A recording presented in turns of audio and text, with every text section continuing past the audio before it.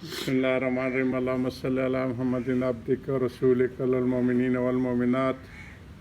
वल मुस्लिमीन वल मुस्लिमात। फ़ज़ाइल सब्र से हमारी कराची में आज नशिस्त है। कल इंशाअल्लाह हम लोग दुबई से इसको जारी रखेंगे। अल्लाह ताला हम सबको अल्लाहुम्मा जअलनी सबूरन वजअलनी शकूरन वजअलनी फ़ी ऐनी सगीरन फ़ी ऐनि नास कबीरा या रब्बि सल्लि व सल्लिम दाइमन अबदन अला हबीबिका खैर खल्क़ि कुल्लिहिम वल हबीबुल्लज़ी तुरजु शिफ़ाअतु लिकुल्लि हौलिन मिनल अहवालि मुक़्तहमी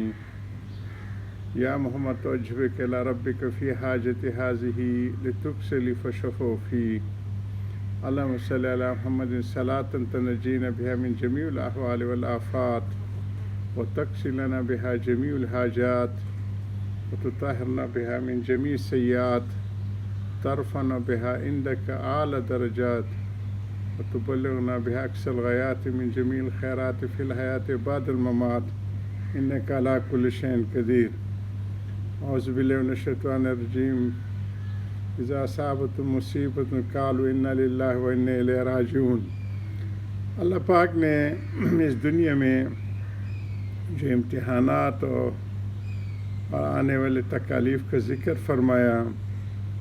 उसमें सेहत का, औलाद का और काम कारोबार और खेती बाड़ी के नुकसान का, और उसके साथ ही वजीफ़ा भी बता दिया कि अगर कोई तकलीफ़ आए तो इसको कसरत से पढ़े, इन्ना लिल्लाहि व इन्ना इलैहि राजिऊन, इन्ना लिल्लाहि व इन्ना इलैहि राजिऊन। क्योंकि सब कुछ उसकी अता है, ये दुनिया उसकी पैदा की हुई है, हम उसके पैदा किए हुए हैं। हमें थोड़े वक्त के लिए सारी नेमतें अता की हैं और इसमें भी वो हमारा इम्तिहान है कि हम इन नेमतों को कैसे इस्तेमाल करते हैं। इसके सही इस्तेमाल का माना वही सब्र में आता है। आँखों का सही इस्तेमाल आ जाए, ये कामिल सब्र की शक्ल होती है कि आँख और नफ्स चाहत करे कि आँख ऊपर चाह भर के देखो और ये उस ख्वाहिश के ऊपर कदम रखे और नज़रों को नीची कर ले, तो आता है कि हलावत वाली इबादत और ईमान अल्लाह पाक इनको अता फरमाएंगे, जो अपने दिल के अंदर उसकी हलावत इबादत की महसूस करते हैं। तो इसकी चल रही थी कि 3 किस्म की हालतें हैं और उसका तफसीली ज़िक्र आ गया कि आफाक में जो कोई तकालीफ़ आ जाती हैं,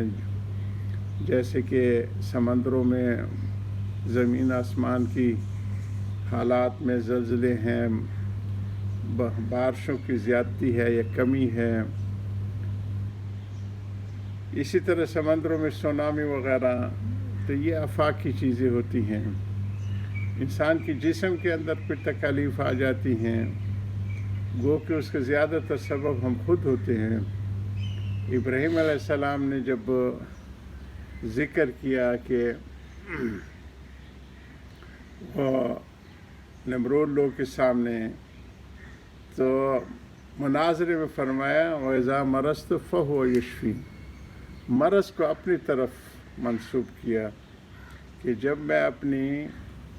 बेहतियातियों की वजह से बीमार होता हूँ और शिफा फिर वही देते हैं। तो आम तौर पे हमारी सेहत के जितने मसाइल होते हैं वो हमारे बेहतियातियों की वजह से होते हैं। खाने पीने बेहतियाती, इसी तरह जो खाने पीने के बाद लेटने और सोने और उस औकात में बेहतियाती, तो वो सबब बन जाती है फिर अमराज का। अगर उससे बचा जाए तो अल्लाह सुब्हान ताला बहुत करम फरमाते हैं और सेहतमंद तवाना रखते हैं। तो दूसरी शक्ल जो सब्र की है वो जिस्म के माल वग़ैरह के जो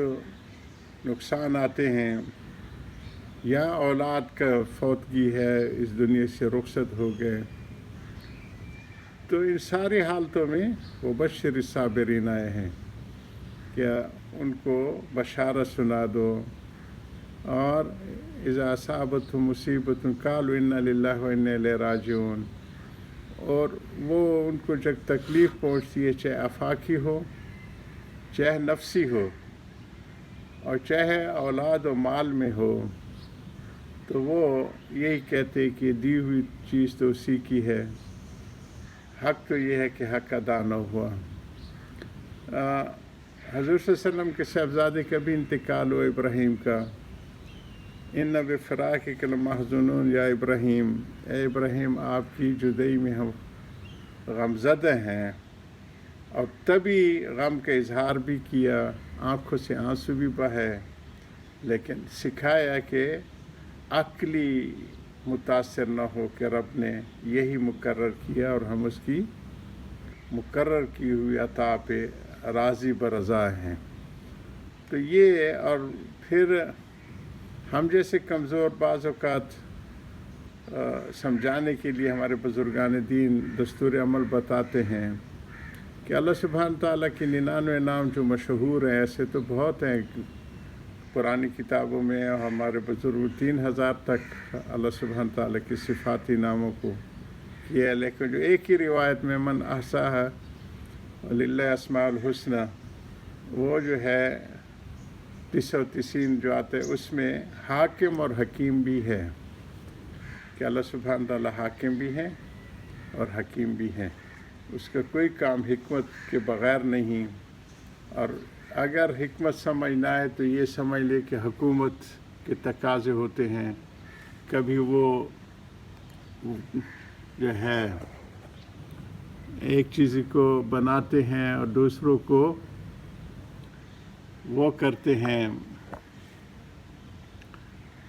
منصوبے ہوتے ہیں، قومی منصوبے ہوتے ہیں، مثلا ابھی ریلوے ہے، سرکولر ریلوے ہے، یا ہمارا لیاری ہائی وے تھا، یا ہمارے ڈیمز ہیں، اب داسو ڈیم ہے یا دوسرے جو ہے، تو اس میں بہت سے لوگوں کو ڈسپلیس کیا جاتا ہے۔